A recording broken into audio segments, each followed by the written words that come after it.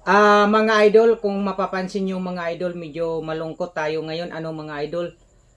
Kung mapapansin mo, sa bawat vlog ko mga idol, kung minsan tumatawa ako sa pagsimula pa lang mga idol. Pero ngayon mga idol, malungkot tayo mga idol dahil ito ang parating na bagyo mga idol. Isa sa pinakamalakas na bagyo na dadaan dito sa atin sa Bicol mga idol.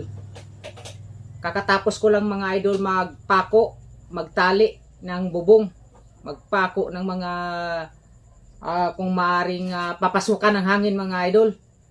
Ngayon na gabi mga idol, kakatapos ko lang.